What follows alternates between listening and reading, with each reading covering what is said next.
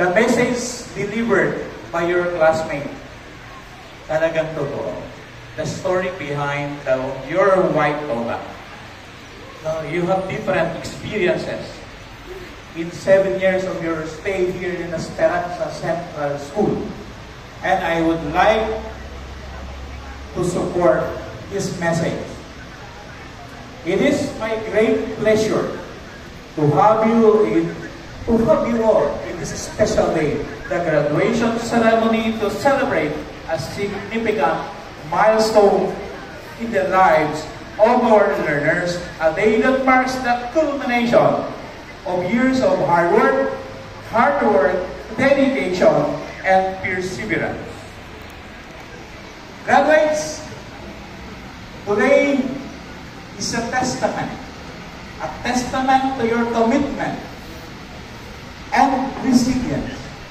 You have faced challenges, overcome obstacles, and achieved remarkable things. Each of you has grown not only academically, but also personally, developing the skills and values that will guide you in the next chapter of your life.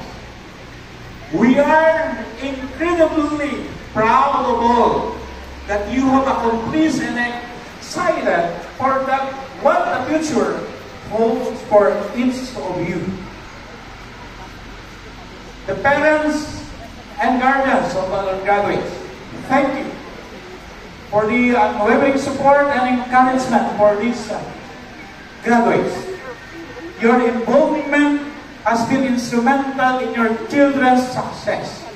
Today, we celebrate not just the achievements of these graduates, but also the dedication and sacrifices of you, the families.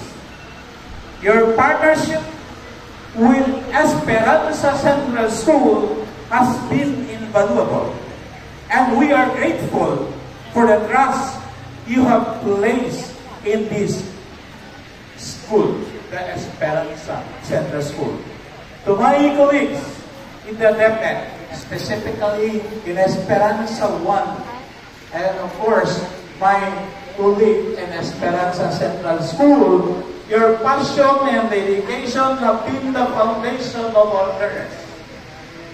The learner's success. You have inspired, guided, and nurtured these young minds, helping them to realize their potential. Your hard work often goes unnoticed, but today, we recognize and celebrate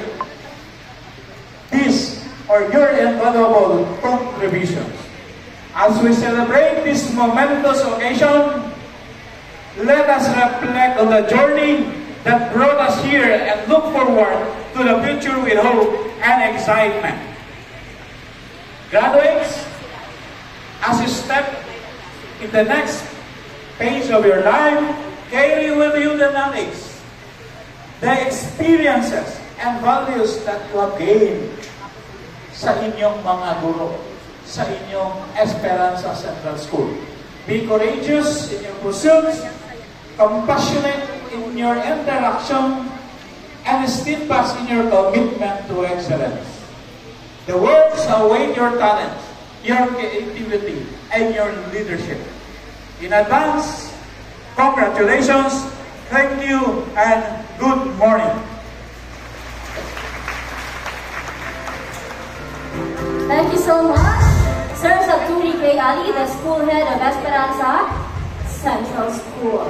So according to Sir Ali, we would like to thank the teachers and the parents. Our graduates won't be here today without your support. Indeed, it takes a village to raise a child. This time, to deliver the message of our school's division superintendent, Sir Crispin A. Sullivan Jr. Sese, let us all welcome the school head of Saliao Elementary School, Sir Elazar P. Sustituedo. Let's give him a huge round of applause.